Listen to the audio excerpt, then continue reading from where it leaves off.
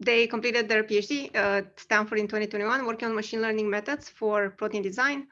Prior to that, they did their bachelor's in applied math at Harvard and the master's in CS at Stanford.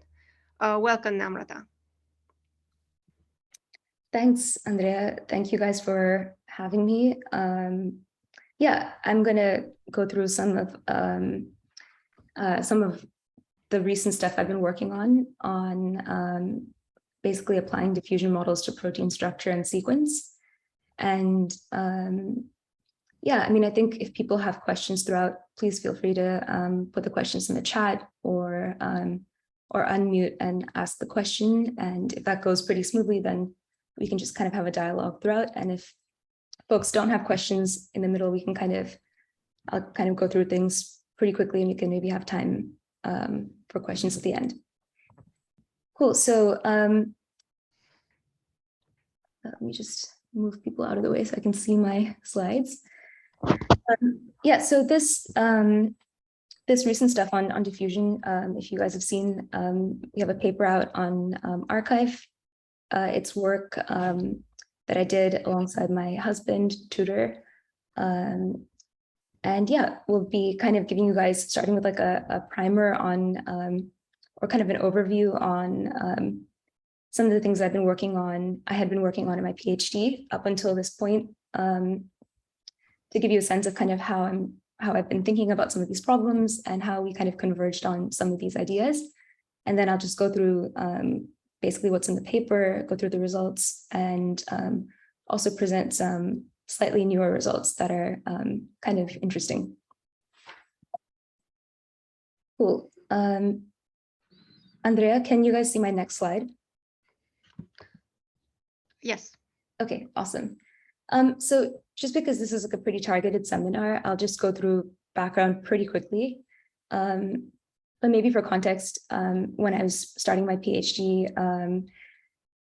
I and many others recognized that, computational protein design about 5, 6, 7 years ago had already been pretty successful in, the design of new enzymes, new therapies, protein binders, biosensors, proteins that could hold target ligands. And one of the questions that I asked, and I was curious about now several years ago, was whether machine learning could be useful for some of the, the different tasks in computational protein design. And more specifically, I was interested in generative models. And, at the time we had, GANs and VAEs, and they were being applied somewhat successfully to images. And I was curious about kind of whether there was a possible application here for proteins. And the vision that I had was that, you might be able to do, loop design pretty quickly with a generative model. You could maybe specify, if you wanted to, let's say, design a domain that had a specific secondary structure pattern or specific topology, maybe you could use a generative model to enforce certain conditioning constraints and sample structures. And another idea was, whether you could actually get control over the sequence. Beyond that, I think, 6, 7 years ago, I was focused on, maybe problems that I viewed as more tractable. But since then, obviously, this space has kind of exploded, and there have been some really remarkable advancements, not only in like the core AI algorithms and approaches, but also in this kind of space of people who are interested in this particular area of, macromolecular modeling and macromolecular design with ML. And so I think that there are some really cool problems in protein design that, maybe aren't currently, solved with machine learning, but it certainly feels like they are now within reach in a way that, perhaps they weren't before. And so some of these problems include joint structure and sequence design. So can I, generate a sequence and structure jointly? Let's say I want to design an IG domain that will bind some target protein that has a structural constraint, and that obviously will also have some kind of sequence constraint. Generally, kind of binder design is another area that I'm super interested in. And then, a really amazing problem to tackle would be in enzyme design, where some of the methods that have been developed over the past many, many years, I'm thinking about, force fields and force field kind of based design. Some of those methods have worked, but perhaps machine learning could give us a higher hit rate on kind of rational design of enzymes. And so there's the question of, if we have an existing, computational protein design toolkit, what's the need for AI? And my thinking many years ago, and I think many people have kind of, there have been some really remarkable results in AI that kind of validate this, but the power of these deep learning systems is that they can possibly learn better implicit models from data than we can kind of infer and write down as humans. And then there's also the kind of imagination, interpolation, extrapolation component of neural networks and deep learning. For instance, like you see here, DALL-E is this, I'm sure most people here have heard about DALL-E, but you give it some input text, an avocado armchair flying into space, and it can generate, many interesting kind of effectively interpolations between data it's seen, but it appears, quite remarkable, and a lot of them are reasonable and kind of make sense. So I'm going to very quickly step through some of the things that I've been working on kind of leading up to this, but I'm going to go through that pretty quickly so that we can get to kind of the newer stuff. So yeah, I think, one of my initial kind of ways of approaching this problem back in 2016, 2017, was to try to apply like a GAN, try to see if a GAN could generate a protein structure. Maybe just for like a little bit more context. This talk and the stuff I worked on protein structure, which is really just one kind of way of thinking about protein design and protein engineering. There's also been a lot of interesting work in protein sequence representation learning and trying to kind of design sequences without necessarily factoring through a structural representation. So that's just a little bit of context. I was kind of particularly curious about the structure modeling problem, but there's been a lot of, I think, complementary and interesting work focused on the sequence side. So kind of an early stab at this was, using a GAN to generate protein backbones where the backbone is represented in terms of pairwise distances between alpha carbons on the backbone. And these are some really interesting initial results. I show you this here just because maybe you'll be able to see the leap in terms of structure quality from then to now. But this model was trained on, fragments, and so it wasn't capable of producing anything that looked like at all globular. And as many of you might know, there are some, tricks of the trade and some things that are a little bit difficult about GANs. Namely, they've got kind of an unstable objective, and from an engineering standpoint, this was a little bit tough to get the models to converge and not completely diverge during training. So I spent some time kind of thinking about ways to actually utilize the fact that when you learn a generative model, especially in this GAN kind of way, you've learned kind of a latent encoding of structures, and perhaps you could instead of optimizing, let's say, over coordinates or over torsions, as you would if you had, a molecular mechanics energy function, perhaps we could actually do more efficient optimization in the latent space of a generative model. So this is what I was curious about, but, and there were some interesting things to explore here, but ultimately, this kind of an approach is fundamentally limited by something kind of important, which is the expressivity of the generative model itself. And there have been some really, cool, other applications of, generative models to the protein structure space. So this is work done by one of my former lab mates. using a VAE to generate IG domains. I'm just going to skip through this stuff, but you can also, this is just kind of a toy example for the sake of the talk, but you could also think of many different ways of kind of modeling the backbone and trying to generate it. So, previously I showed you pairwise distances, but you would also imagine kind of trying to sequentially build a backbone, and kind of local or sequential, effectively autoregressive modeling of the backbone is, as you might expect, it should be very successful at modeling local structure really well, handling the torsion of the backbone and things like that. But typically these models, at least in this toy setting,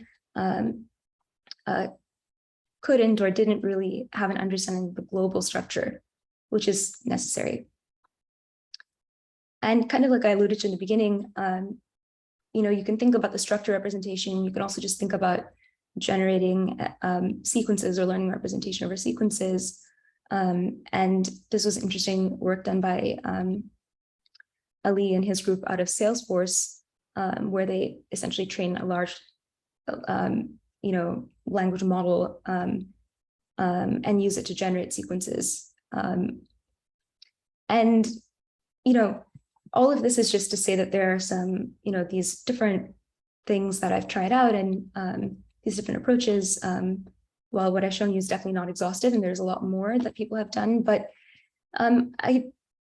there's a kind of a set of general considerations for protein structure generation, and basically it comes down to a certain set of things that we want. So we want correct local kind of backbone geometry. We want the fold to be kind of globally coherent. If we specify some input constraints, we want the generated structure to correspond to the input constraints. There are many different representations we might be able to operate on, each of which have certain trade-offs. So that's like another consideration. And just hopping to the other side a little bit, thinking about sequence, this is just some work that I did on fixed backbone sequence design. And I put it here mostly because it was kind of nice to, I spent some time trying to get crystal structure. So in every talk, I have to kind of include the crystal structures just because so much time went into it. So even if it's not relevant, I'm talking about it here. But this is just to show you that, I was thinking about kind of both sides of this problem. So the structure generation and the sequence design portion. So this is some work that we did where we trained a model to do fixed backbone sequence design, and then we extensively characterized the designs experimentally. So just to kind of wrap up this brief kind of summary of stuff that I've worked on and kind of how I've been thinking about these problems with structure generation with generative models. There are some issues with previous approaches. With the GAN side, the GAN objective is inherently unstable. The GAN approach would not let you do variable length structure generation, so it operated on a fixed size pairwise distance matrix. You don't want to be limited by ideally your generative model is quite expressive. And with the GAN case, you may be familiar, but GAN sometimes have this issue where there's this thing called mode collapse, where they start to produce a limited set of memorized examples from the training set, because that allows them to adequately fool the discriminator. And so that's a limiting factor. And in general, I think another issue is, this way of thinking about, ultimately, I think what we care about is protein generation. We care about generating proteins that have particular functions of interest, whether it's binding to some target protein or having some kind of catalytic activity. And so I think the separation of structure generation from sequence generation in my first kind of attempts was a little bit artificial and a little bit forced. There isn't necessarily a reason that structure and sequence should be kind of handled separately. And I have a lot more kind of pseudo philosophical thoughts on, thinking about proteins from the sequence side versus the structure side, but all of that is not super, super important, and it's probably not why you're here. So that kind of intro aside, I'll jump into talking about our more recent paper on applying diffusion models to protein structure and sequence generation. So a quick primer for people who are not super, super familiar with diffusion models. By the way, just as a heads up, I'm not going to get super deep into kind of the math. And so if you are not familiar with diffusion models, yeah, I really suggest you read John Ho's paper, which is really good. And I think is like the first paper that really got these models to work, as far as I know.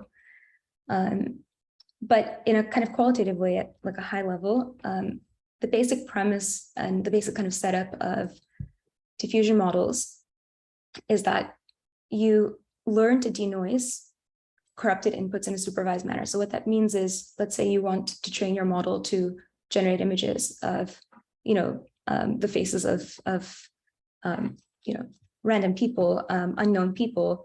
The training procedure is, you take your image, you noise it, and the extent of noising is a function of a time step that's sampled from, let's say, 0 to some capital T minus 1. And the way that you noise it is you're basically, you can think of it as kind of interpolating toward a noise distribution. So if your noise distribution is random normal, you're interpolating toward that distribution. And the training procedure is essentially to try to actually recover some information about the underlying, in this case, let's say, image that's been noised. And there are a couple ways that you could set up the training. What John and others found in the image regime is that, you could, so one approach is, let's say you're at some time T and you're training, you've got a noised image, you can train your network to predict the underlying ground truth image. But as you might imagine, as you get to higher and higher T, so as you noise more and more, the amount of information that's present about the underlying original image, most of that is lost. And so maybe the training procedure is not as kind of well conditioned.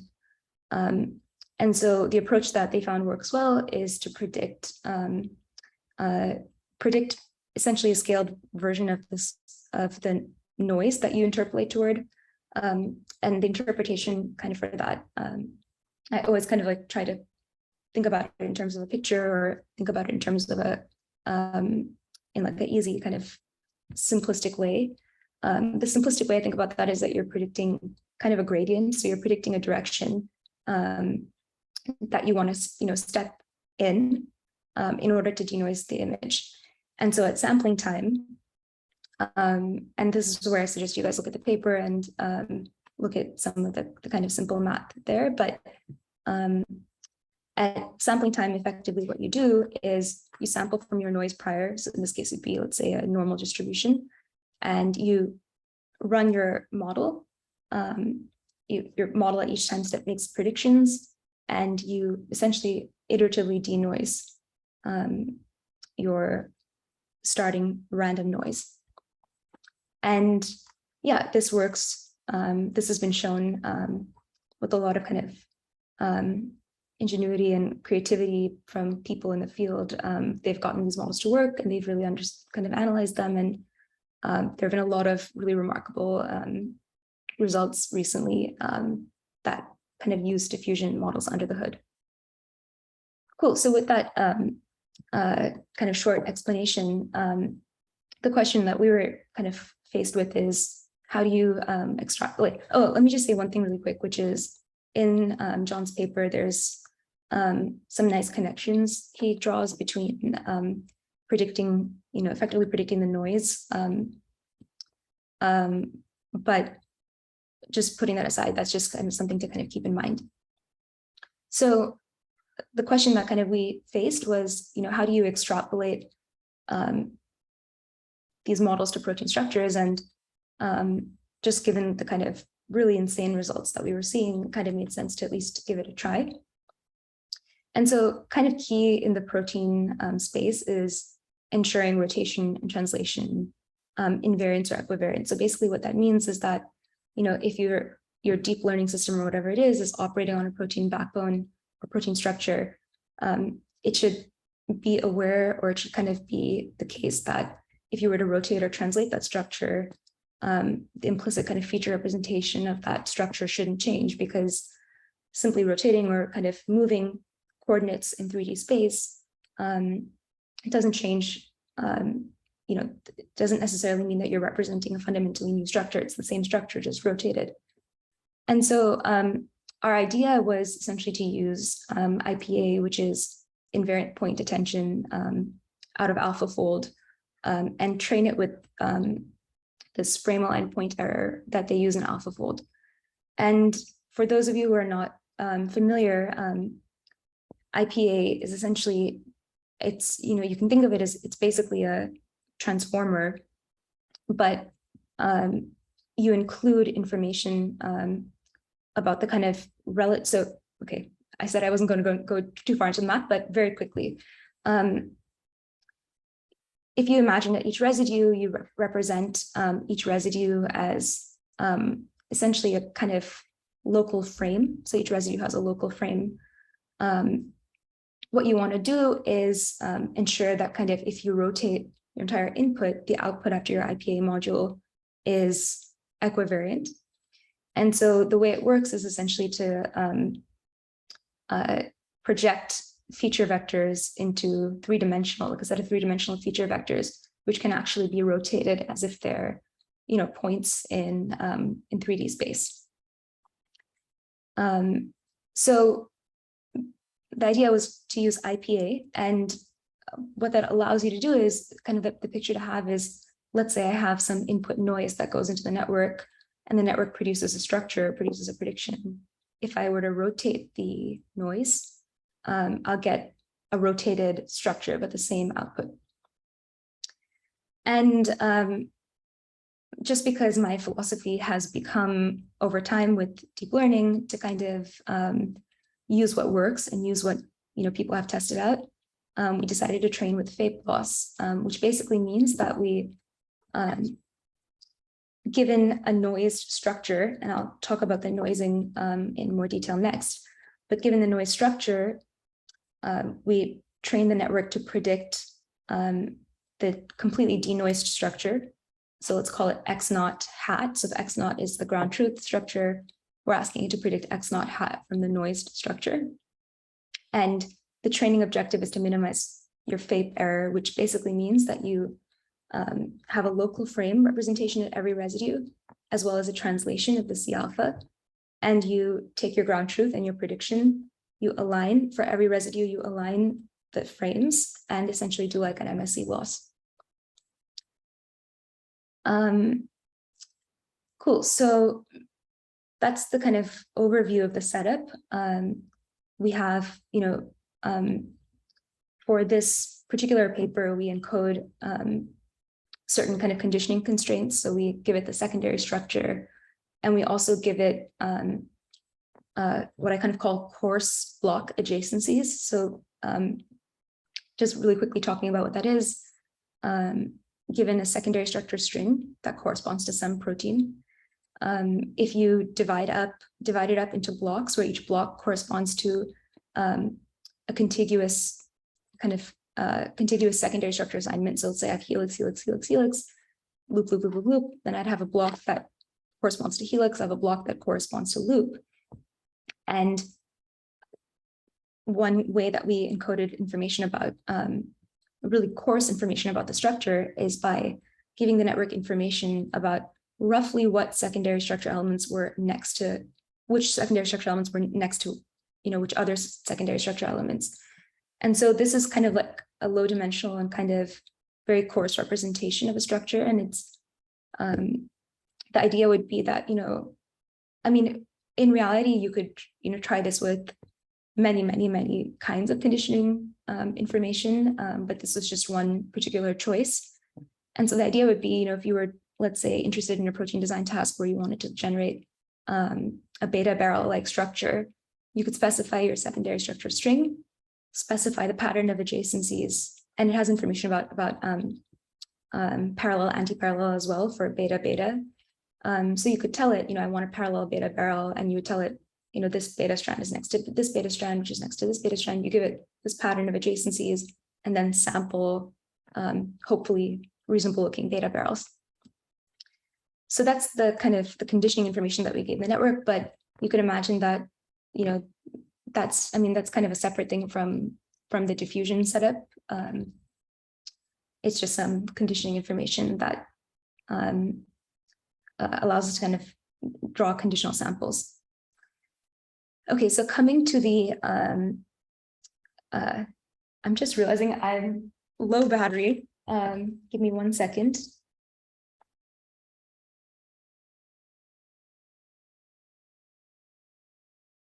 Apologize for that. I don't want my computer to die and to have this whole thing stop. Okay, cool. So coming to the noise distribution. So the way that we set this up is, we're trying to basically, we represent the protein, as I mentioned, with these local frames, which can be represented as, rotations or quaternions, and translations, which are points in 3D space. And so our noise distribution for the translations is essentially a scaled normal distribution in 3D. And the scaling was selected in a very ad hoc way. So we're training on domains. So we're not training on full chains necessarily or large complexes, they're just domains. And so we just picked a scaling basically by eye, such that when you were, time point capital T, you would ideally have, washed out practically all the information about the structure.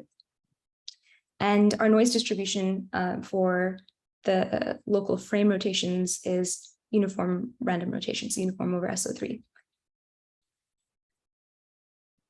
So, oh, and I just want to say one more thing, which is about this, the quaternion diffusion. So we spent quite a lot of time thinking about kind of what is the right way to set up diffusion where you're diffusing over SO3. And just to make a long story short, I kind of put aside the math a little bit in favor of doing something a little bit more intuitive, and it seems to work well empirically. And so what that is basically that we're doing quaternion slurp. So basically what that means is that if I have, let's say, a ground truth quaternion at some residue position, I want to interpolate toward my noise distribution. So maybe I sample a random quaternion. This is for training. And then I need some way to interpolate basically toward that random sampled quaternion, pretty analogous to what's done with the translations.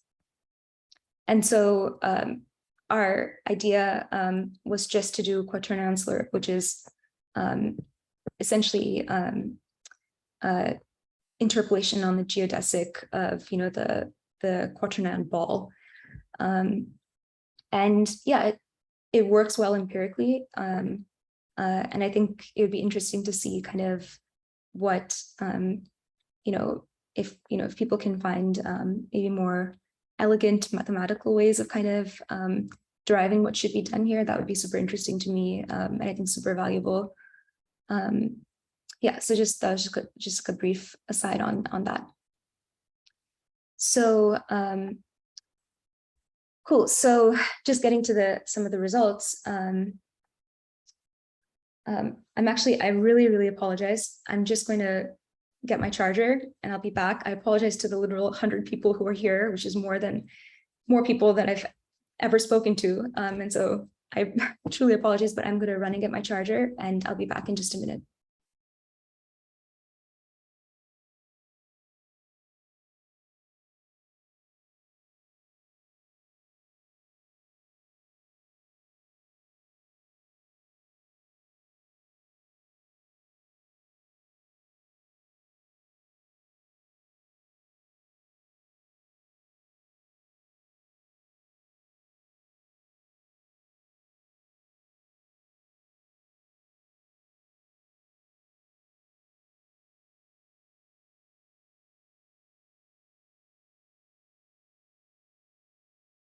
Okay, sorry about that. Cool. So getting to some of the results. So these are some generated samples. The way that we did this is we have a train test split for our data set based on essentially the topology type. So we wanted to be quite stringent about how we separate train set topologies and test set topologies to kind of really see how the model performs on essentially a sets of constraints it hasn't seen. And so essentially what this is that we have native structures from the test set, and from them we can derive their corresponding coarse constraints. So this is a representation of the block adjacency matrix, this coarse block adjacency matrix that corresponds to the structure.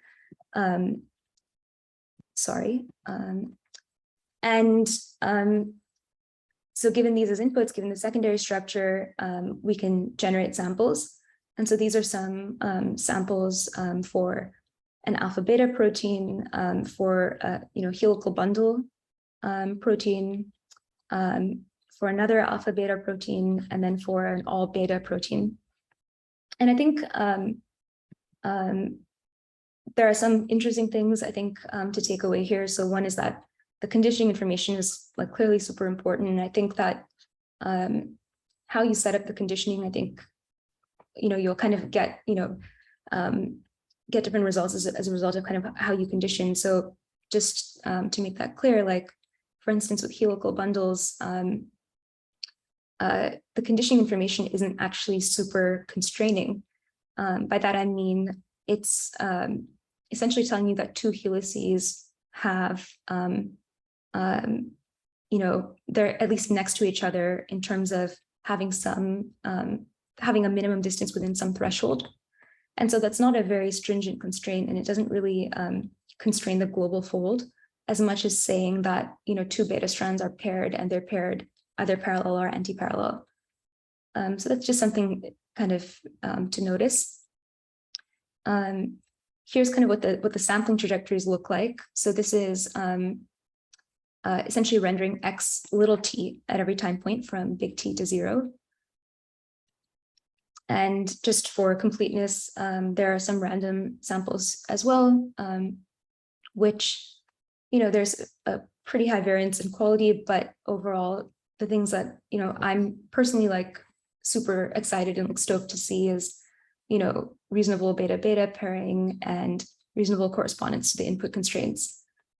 Because at least for me, in terms of what I've been working on as an individual, this is a pretty big step forward in terms of the, just in terms of the empirical results. And yeah, we see some cool things. We see that, the backbone geometry in terms of, the C alpha distance, the bond, bond lengths, bond angles, and the Ramachandran distribution are pretty reasonable. We can, allow the model to operate in a regime which is a little bit nicer, where, for instance, what you can do is give it a lot of context. So give it this contextual information of, let's say, an existing structure, and ask it to redesign the loops or redesign other secondary structure elements. The model does this quite well. And again, the loops and essentially the inpainted elements have, pretty good properties. They have the right bond lengths and angles. They follow the Ramachandran distribution. And so this is pretty exciting to me because it, possibly opens up certain protein engineering applications where you want to introduce maybe mutations, or you want to introduce maybe larger structural changes to an existing structure. This might allow you to do that. And just to give you a sense of what it looks like, I recognize that it might also be interesting to see what the model predictions are at every time step. So that's something I kind of just thought of, and I'll maybe add to our website. But yeah, this is just showing you kind of the XTs at every time step from T equals 999 to 0. And yeah, there are other interesting things that are now possible.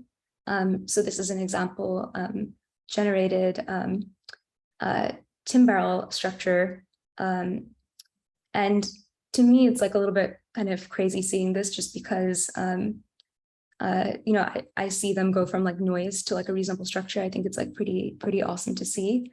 And I think another reason why it's really interesting is that I think prior to this, and maybe some other things that are out there, the process of kind of getting a tin barrel structure designed to then test would have required, and did require, you know, a lot of effort in terms of you know, running, you know, lots of trajectories of backbone optimization under, you know, your molecular mechanics framework, looking at the structure elements, maybe redesigning your kind of input constraints and things like that. And that's not to say that this is necessarily fully solved that problem, but just the time to go from a set of constraints to a reasonable looking structure, at least, is way less. Cool. So, and you know, we can play around with modifying, let's say, the lengths of these different elements. We can pretty quickly sample candidate structures. We can alter loop lengths. So to me, it's like pretty exciting that these models might indicate the start of, like, you know, being able to use ML to control, to kind of more controllably design proteins. So I think, Andrea, do I have 1 hour? Do I have until 2? Yes. And also, if this is a good time to take some questions, there are some questions in the chat. Oh, sure. Let me look at those right now. So are the sequences also sampled, or are they fixed? So what I've shown you so far is structure only. So there's no sequence information either in the conditioning or in what's being generated, but I'll show you some sequence generation results right after this, right now. Can you share more details about how you embedded the constraints and block adjacencies before sending to IPA? Yes, so essentially it's very similar to the evoformer block in AlphaFold. It's these triangle attention layers. I think it's exactly that. One other thing, no, it's pretty much exactly the kind of evoformer triangle attention layers. In your results, did you find that conditional information are essentially preserved in the output? Yes, and I think, well, there are cases where, you know, you see a structure that's been decoded, and one, it may not be very high quality, like it might have a, you know, strands that cross each other, it might not look very good. So you can check out the random samples. I'm sure you'll see some, you know, deficits in them. But yeah, I think the model is pretty good at preserving information about the conditioning. Although I just had the idea now with that question, which is a good question. I just had the thought that maybe it would be useful to kind of represent that quantitatively and report that. But yeah, that's a good question. Are the backbones you showed produced by the model, or are these AlphaFold 2 predictions? So these backbones are produced by the model, but it's fully in the structure regime. And I'll show you some AlphaFold 2 predictions on generated sequences pretty soon, like in a minute, maybe. So another thing we explored in addition to the structure generation was sequence generation. And we looked at that in terms of fixed backbone sequence design, as well as trying to actually generate the sequence and structure jointly. And so for sequence design, we essentially do basically discrete diffusion. So the way to think about it is it's essentially like masked language modeling, where the masking is proportional to the time step. So at time step capital T, you have no information about what the sequence is. You give it, let's say, the input backbone, and you have it predict the sequence. And at some intermediate times point, maybe time point T equals 50, because we sample for 100 steps, it has half of the sequence, the ground truth sequence, and you train it to predict at the masked sequence positions. And then at sampling time, you start with a fully masked input. Of course, you're giving it a backbone as well, and you have it decode the sequence. I'll skip rotamers. Rotamers, we kind of did for completeness, but maybe one thing I'll share is that I think rotamer diffusion is overkill and not really necessary because rotamer prediction is usually pretty good, but we kind of included it for completeness because we did the experiment. So I'll kind of skip that for now, but yeah, so, our method works quite well for fixed backbone sequence design. We, present some baselining information. And one thing that's cool is that you can kind of see the native sequence recovery rate as a function of your sampling time step. So it already is doing a good job right at the start when it's fully masked, but it refines its guess as it goes on. But of course, native sequence recovery for fixed backbone sequence design is not really, it's not necessarily the best metric because, you could actually have a good amount of sequence variation, but still fold to either exactly that backbone or kind of a pretty close to that input backbone.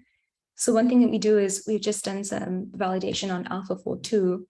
And essentially what this is for our handful of test cases, we design the sequence, we run AlphaFold 2, we get the predicted structures, and just represent the alpha carbon RMSD of the prediction relative to the native structure. And so we do pretty well. I will say that we didn't extensively analyze this as a sequence design kind of method, just because we were more interested in kind of moving beyond that. But I was thinking about maybe investigating that a little bit more. But yeah, so that's this is the fixed backbone case. I just saw a question in the chat, which is how important are the equivariance and Quaternion tricks? If you turn them off, surely you do worse, but I suspect you still get something. How much worse is it? Josh, nice question, Josh. So one thing I haven't done, because this is a project with essentially 2 people working on it, one of whom has a full-time job.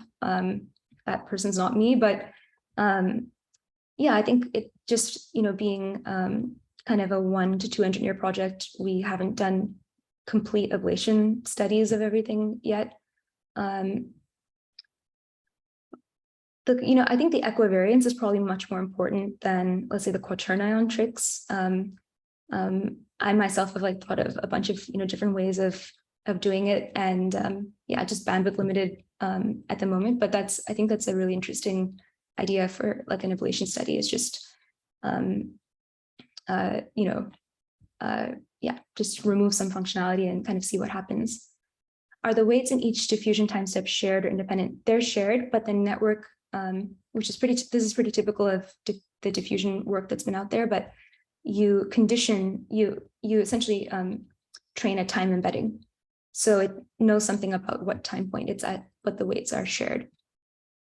The objective function I already mentioned is the fake loss. Awesome, thank you to you guys for joining. Cool, so I want to, just in case people have to go, I want to get to some of the more fun results, but yeah, so I think joint generation of structure and sequence to me personally is kind of interesting, which is, can you actually generate sequences and structures jointly that are self-consistent, and kind of how do you handle both? So a very simple first step is, imagine you, at every time step of diffusion, you're predicting your ground truth structure. So very simply, you could just try to do masked sequence prediction on those predicted backbones. I'm sure those of you who are following pretty closely can maybe imagine some trade-offs and some issues with that, but that's kind of a very simple first step. And so what that lets you do is, for instance, when we design these loops, we can also design sequences jointly for those loop elements. So that's pretty exciting, because then, now you're getting to the regime of maybe more useful application endpoints. You're not just generating a loop, but you're generating the loop and the sequence. And I think one point is that, if you have a perfect structure generation method, then you could just do fixed backbone sequence design on your generated structures. But typically, we're not producing perfectly coherent structures without any flaws that have kind of implicitly learned what the underlying sequence should be. And so if that were happening, then of course you could just run the fixed backbone sequence design method on top. But here we do this other approach of joint sequence and structure generation. and just kind of showing you guys what that looks like for sampling time. So you have a fixed, in this case, it's a fixed IG scaffold, and it knows that its task is to build in the loops. And after that, it does like the diffusion rotamer repacking, but it's generated the loops and the sequence jointly. So we do some AlphaFold validations of either with Inpainting. So with Inpainting, we just excise arbitrary secondary structure elements of structures. We have the model infer what should be there, design the structure and sequence together, and then predict with AlphaFold. And then we're looking at the RMSD for that particular Inpainted region to see whether we can actually, whether what we've generated is corresponds to what is the predicted structure. And so this is for Inpainting. This is for when we modify loop lengths. So you can take a loop region and ask the model to build in, let's say, a shorter or longer loop. And we find that AlphaFold predictions correspond pretty well with the generated loops and generated secondary structure elements.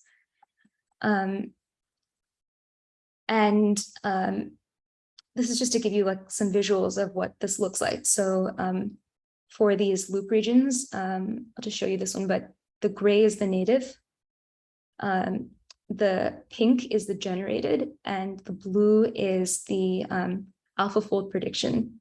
And so importantly, AlphaFold is making the prediction from the entire sequence. So you've made sequence modifications here, as well as designing the loop, and then it's tasked with folding the entire structure back, as well as folding this loop component. So in this case, we're taking like a short loop and we're extending it and designing the sequence as well. So this is, for me, this is like super exciting because these are things that we can now do with a push button that would have been a little bit more non-trivial to do before. So that's personally pretty exciting to me. These are some examples for the IG case. So again, gray is the native, pink is the generated, and blue is the predicted, the AlphaFold prediction. And again, we see pretty good correspondence for the generated loops and correspondence between the generated loop and the predicted loop. And so that's pretty cool to me as well, because you're getting the you're designing the sequence and the structure jointly. So I'm looking at a question: when generating sequences, do you start from an all mask sequence and then sample mask by mask? How is the sampling approach here? Do you condition only on C alpha positions? So for the fixed backbone case, we condition on the same input representation as before. So it's effectively full atom backbone because you have information about the orientation and the C alpha. And then do you start from an all mask sequence? Yes. And then sample mask by mask. So the way it works is it's very similar to what we're doing with the structure, where you're predicting your X naught hat, and then you effectively noise again, and then repredict. And so you're taking small steps toward what you hope is ultimately a reasonable looking sample. And so in the sequence diffusion case, you start with all masked. You make predictions at every time point. That's effectively your X naught, at every position, that's your X naught hat. And then you remask. So at your subsequent time step, there's some masking probability, you remask and then repredict. Okay, hopefully that's clear.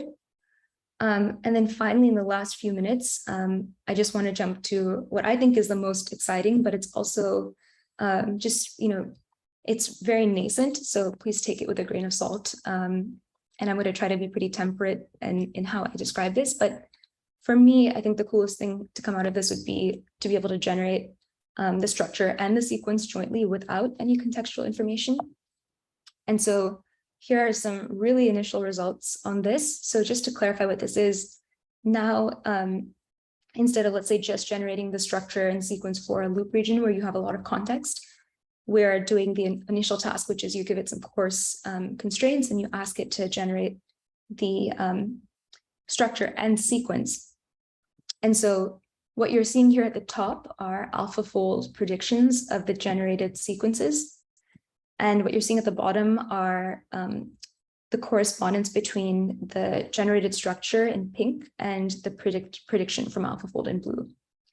So in an ideal world, this histogram would just be like a tall spike here.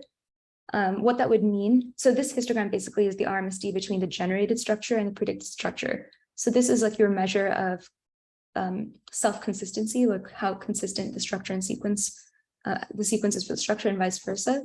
So ideally, this would have been like a tall peak right here, where every single sample is a structure with a sequence designed onto it that's completely self-consistent. But unfortunately, I think this is what happens when you train on one GPU and you are only one engineer working on a project. Is it's maybe a little bit hard to get, you know, the phenomenal results that you want right away. But I'm at least pretty happy with this first pass.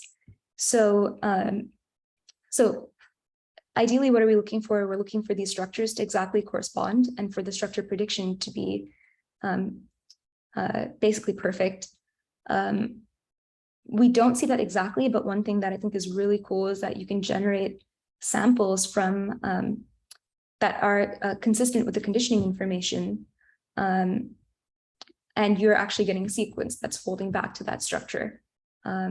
So this is pretty exciting to me, although, as I said, quite nascent, and there are definitely regimes in which this fails.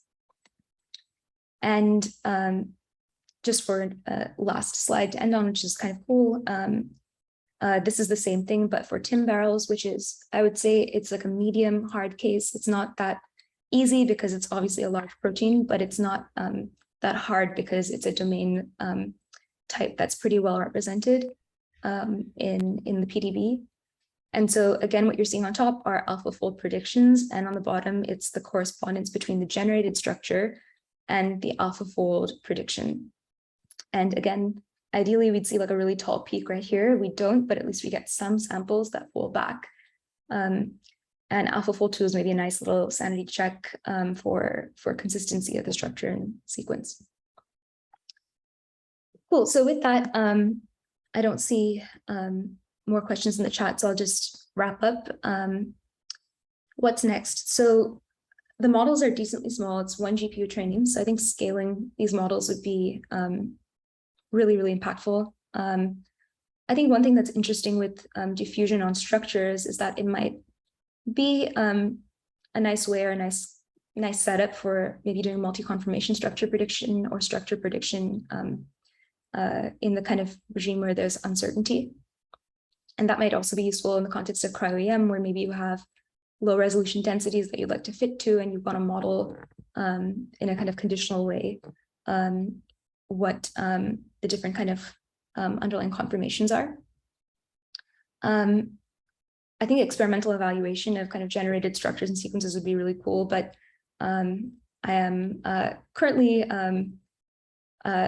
not working with a lab, but I think that there are a lot of interesting possible experimental things to try downstream, especially as the models improve. And then I think there are also maybe some interesting ideas around, you know, hosting catalytic sites and trying to kind of actually sample structures in a conditional way that allow them to kind of specifically hold a substrate. And yeah, just to conclude, I think that this seminar that you guys are doing is awesome. I think this entire space, there are, you know, lots of really smart, really creative people that are getting interested in this space. And I think it's really just the start for AI-based macromolecular design. And I think it's all super exciting. So with that, I just want to say thanks to Tudor, who worked on this project with me, and to John Ho, who gave some helpful advice around diffusion. And yeah, with that, I'll pause. And if people have questions, maybe they can throw them in the chat or just unmute and ask them. Otherwise, thanks for your time. Thank you, Namrata. I think we'll hang out for a little bit and take more questions if there are questions. Otherwise, round of applause, virtual one. Thanks. I feel it. Thank you.